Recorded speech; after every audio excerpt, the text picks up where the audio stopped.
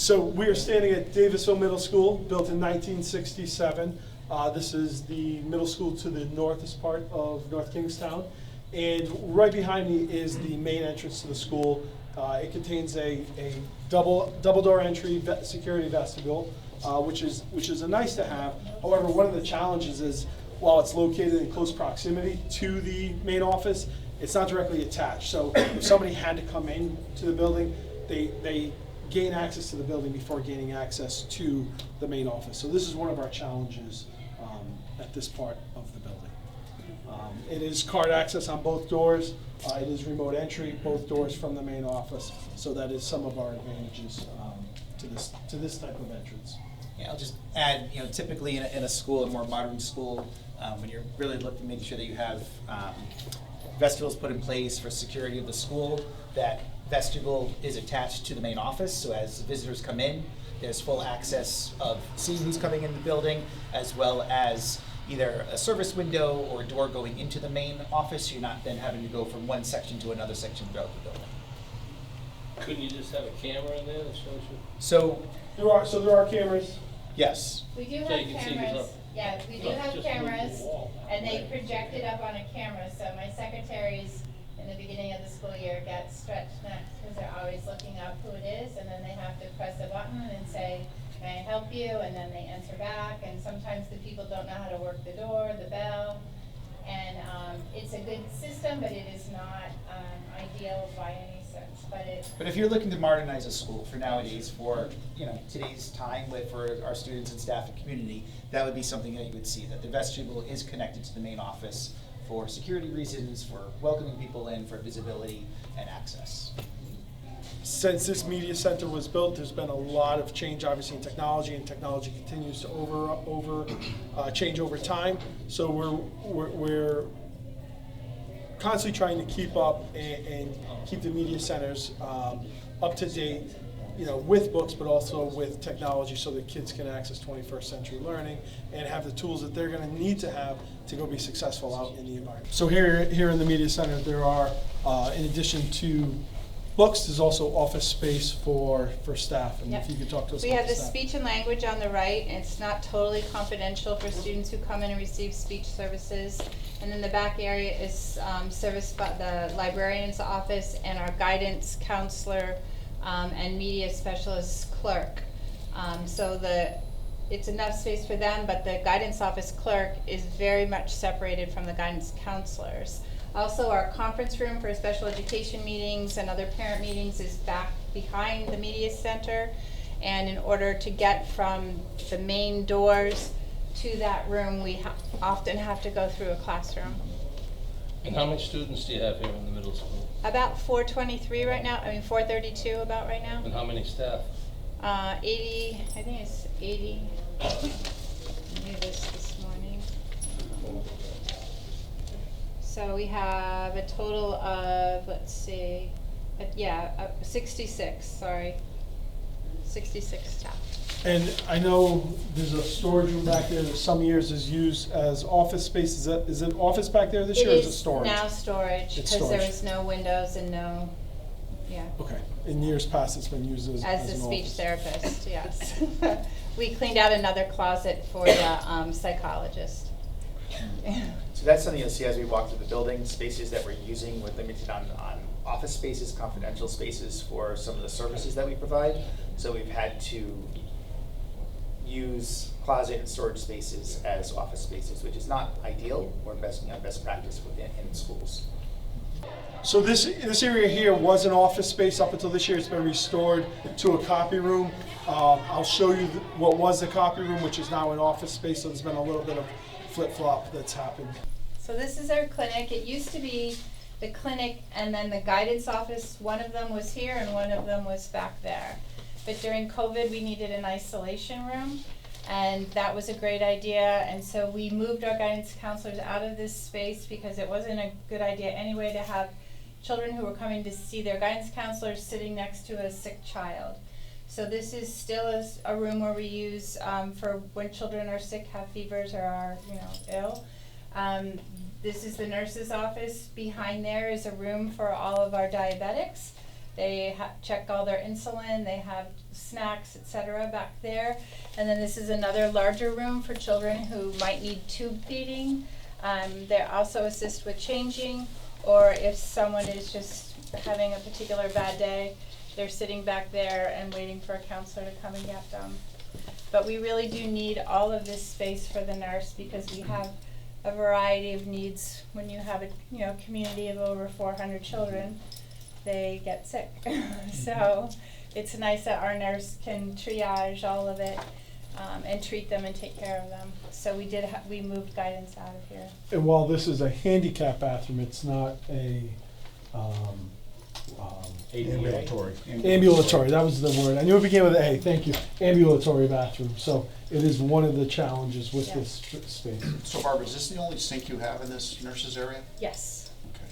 that's it. Yeah, that's not to today's standards. No, no. So while we're here, and it's a nice quiet space, the cafeteria or cafetorium, if you saw, is in addition to what Barbara said about it being used for lunches, it's also used for Gym specialized classes. gym classes, but it's also the stage for the entire school. So there's no other area where a performance can take place. There is a stage there. There's limited lighting. There is some technology there, but it is somewhat limited. And you have to set up all the chairs and the technology, so just, So it's different seating for lunch than it would be for a show. You have all the stackable chairs. yeah. So wherever we have parents or invite parents, we're clearing tables or clearing spaces and putting up chairs. We don't have like an auditorium with seats. And so as we don't disrupt the activity going on in there, I can actually take you into the kitchen side through a separate entrance. So if you want to poke your head into the cafetorium just to get a feel for it, I can actually show you the kitchen from a backside. You have two freezers back here in the kitchen. One of them is operational. The other one currently used for non-refrigerated storage. There is some Trish Corley, our Child Nutrition Services Director, was able to purchase some new equipment. So we're fortunate that we have some brand new equipment in here as far as stoves, ovens, and a new freezer. But this is where the food prep is done for this building, as well as a couple of our elementary schools. And kids come through the main cafeteria, pick up their food here, and then exit again to eat. So if you'd like to come in and take a look, and then we're going to head down this hallway, and feel free to pop into any classroom. But we have a former computer lab that's currently being used as a reading room, a family consumer science, which back when I was in school was called home ec, being used as a keyboarding lab, and we have a couple of guidance offices right behind you. We're just going to check and make sure that there's nothing left out Yeah, before we go no. in there. But one of the challenges is you've got one office here, and then behind that office you've got another office. So Yeah. there's somewhat lack of confidentiality if you have to go to the back office if the front office has Yeah. a student. The front guidance counselor doesn't have really confidentiality, which can create a problem. And we did lose a computer room because we really needed to teach some kids to read. And then we don't have FCS, so we used it as a music room. So these are all kind of makeshift rooms right now. They are not designed for how we're using them. Yeah. And then would you say we have some science classrooms on the Yes, left? and then on the left are all our science classrooms. They're all very similar, but again, they have like gas and things that science is kind of moving away from. So, And yeah. are your science classrooms sized any differently than a traditional classroom? I know when Ride's ideal is that a science classroom is larger with storage. Some of them have storage closets, yes, but not all of them. Yeah. One of the things I'm going to point about two of our rooms right behind us is this is a converted storage closet. It was converted this summer, and right now it houses a school psychologist and a student assistance counselor. And then we have our music classroom. One of the things I know I'm excited about in the proposed middle school is the music classroom is in very close proximity to the auditorium and stage, so that there'd be easy transition from classroom to the performance space. I know as a former musician myself, just prior to shows, we'd actually go into that space, so, because it might sound a little bit different in a large open area than it would in a tighter classroom. So feel free to check out the school psychologist and student assistance counselor office and the band room. One thing I will point out is the band room and music room is a completely windowless room. It does have windows on the doors, but there are no outside viewing rooms. And we do teach band, chorus, and strings in there.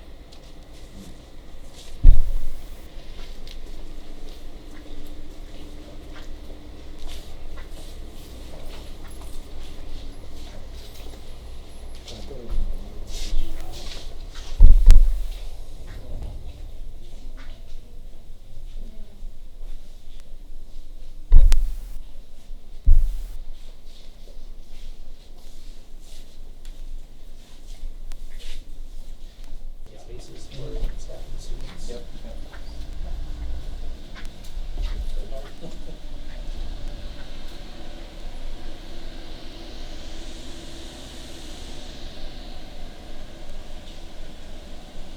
Couple things we want to point out in this area is that, and I'm going to turn over to Barbara in a minute, but this is our accessible chairlift.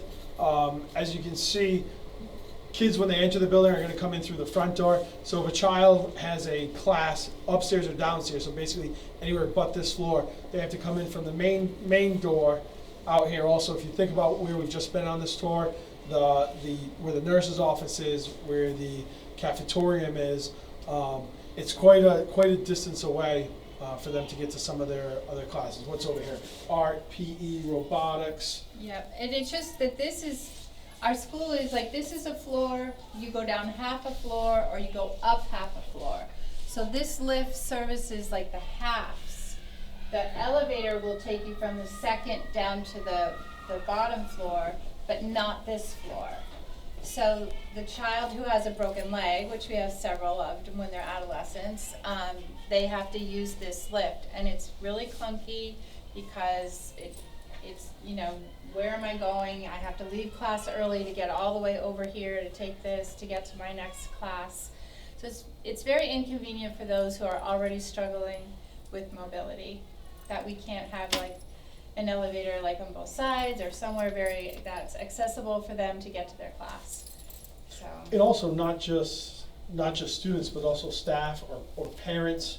yeah, And anyone if parents who have needs a physical ailment, yeah, you know, it's a challenge. yeah, it's challenging. And then do you want to tell us about the stairs? You're Um, upstairs, how you have certain stairs that it designated as upstairs or oh yeah, so- downstairs only? Right. Right. This is downstairs and the other side is upstairs, and that's because if you have 400 children changing classes, we often had, you know, you have traffic jams. Some kids are, you know, they don't want to be in a crowd. Kids, you know, bump into each other, so you could possibly have an accident. So to avoid that, we have the up and down staircases, which can be very problematic if you have a class here and then you go down the stair, but you have to go all the way around the building to go on the other side up. But it's for safety reasons, and the children do get used to it, but it's not ideal. So we're gonna follow the rules and we're gonna go down the stairs now to check out the gymnasium. Back in the day, this would open so two classes could come together. Oftentimes, though, we don't do that. More often they're closed, but they're not soundproof.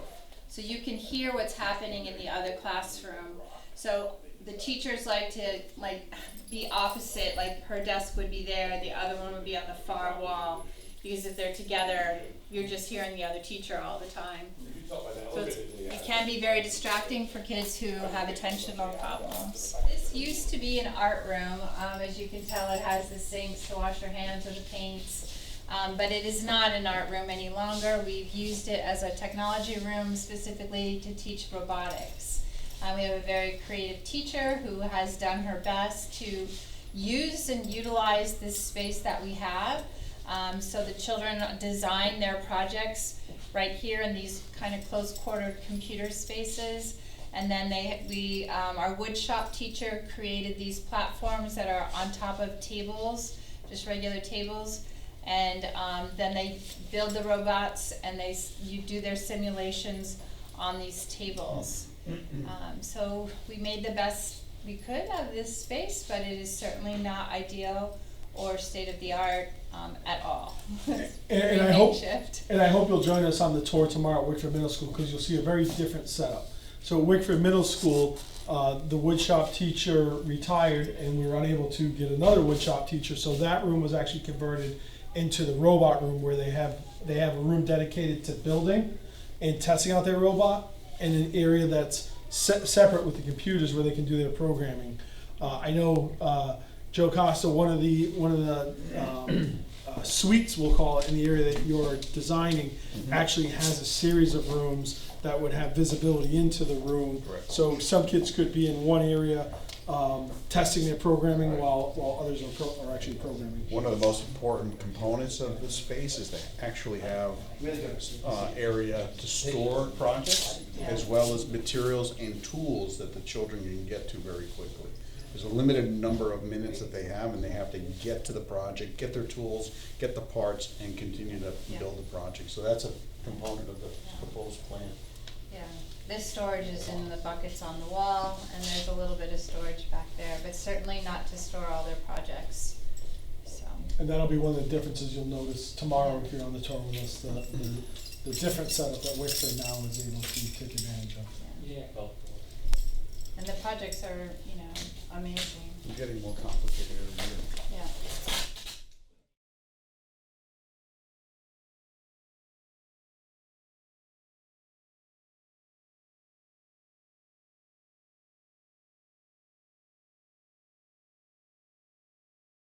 One of our utility rooms here. This one houses the main IT networking hardware for the school, as well as where the internet comes in and comes out of the building. It has electrical panels in there. It also has an indoor generator. So when you go in there, you may see some black dust or soot that's from the generator. It is possible, I think there's also an air compressor in there that if we were in the boiler room, you may have heard the air compressor kick on. It will be a little bit louder if it kicks on in So why here. wouldn't you have a Generac? I'm sorry? Why wouldn't you have a Generac, something that's outside? This is because this is what we currently have. This is how the building was built. You haven't answered my question, but that's fine. If we were to replace a generator, we would not replace it with an interior one. But right now, this generator is still functional. It is nearing its end of life, but right now it still has a service, and we have other buildings that don't have generators. So So yeah, this is MDP, water and MDP in the same room.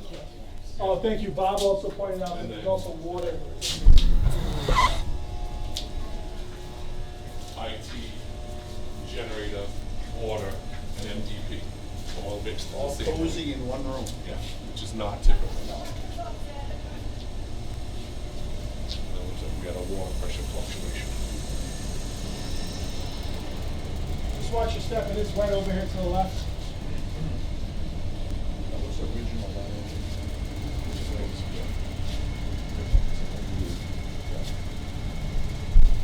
Bob, you want to talk about electrical, the water? So it's an original master distribution panel for electricity. We think it's an original generator by the style and I don't even know how to explain it. If you look at it, it has that 50s style to it, and 60s style. Is that a Chevy engine? It's a natural gas fired, and typically nowadays you wouldn't mix your water, main water coming into the building with your MDP. If you ever had a breaker problem, it's going to flood and now cause electrical issues in the building. So you typically keep those two separated. In previous districts I've been in, we've had to move it and get it away from MDP, move one or the other. So this is where the water and the electricity. So this is the main electricity coming into the building, and this is the main water that feeds the entire building, all in the same room, along with your IT. And then we have all the network switches, And a generator. servers, and a generator. Yeah.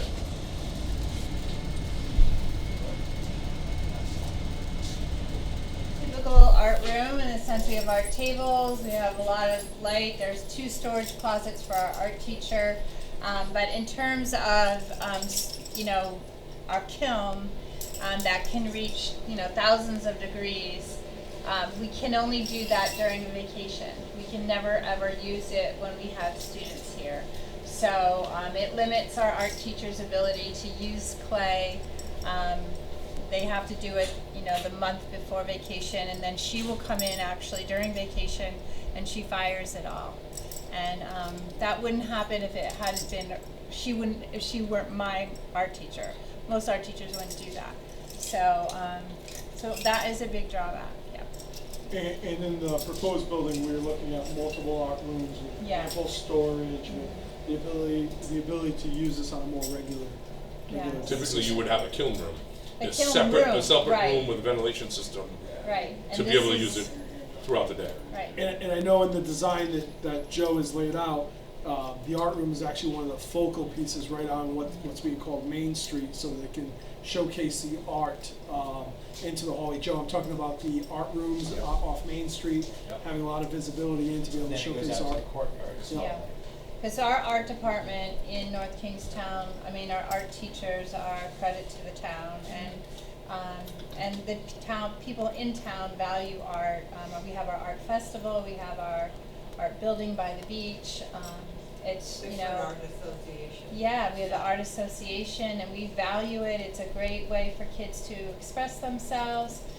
But our teachers teach them all the different techniques and all the different medias, and then they can be creative with, with that background and those skills.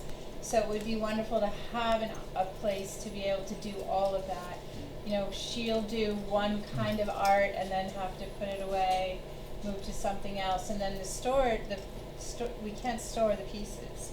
They do go to the library downstairs. They might go to the town library, but they are not we're not actually able to house them in our building and showcase them, which is really sad because the art that comes out of here is exceptional. The two rooms I'm going to speak about right now are the Common Learning Room, which is a team area where you can get approximately 100 kids. Yes. You can get roughly a team of kids in there, and it's a common learning space. There's one in this building. There are none in Wickford, and I know in the building that Perkins Eastman is designing, there is one on each floor, a minimum of one on each floor. And it won't be fixed furniture like this. I think it's going to be much more of a flexible space that'll allow the teachers to kind of mold it as they need it. Once you enter in there, you'll see that it's stadium-style seating. Reminds me of a college lecture hall, and I'll invite you in there to check it out. This is the former copy center. If you noted earlier on in the tour, I showed you what was once an office has been converted to a copy center. So this is kind of what flip-flops. So this was the copy center, and now this is a social worker's office. Thank you. Yeah. So feel free to go in and explore.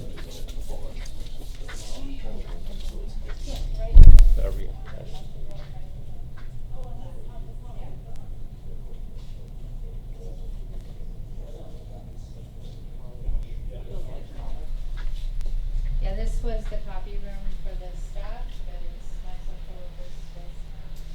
Looks like it works. So one of the challenges with having to relocate folks into or out of the storage rooms means that we've lost storage space. So as you can see here, there are tables, dividers, and equipment stored out here, and also at the main lobby, there's some tables and stuff that are stored out there. So one of the results of having to put people into storage closets is finding other areas where materials can be stored. So I'm not sure if you want to peek in, you're more than welcome to.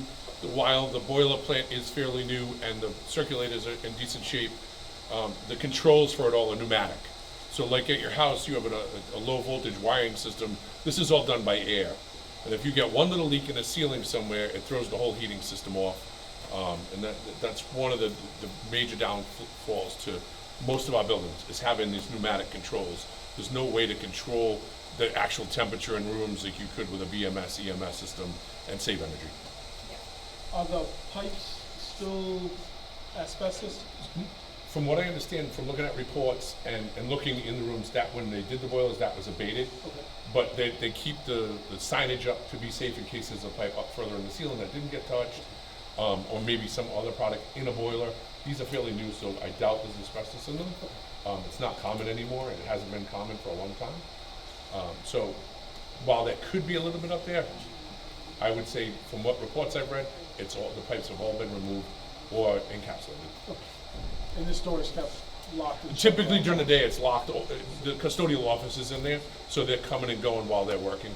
But typically, that's closed all day. It's always locked,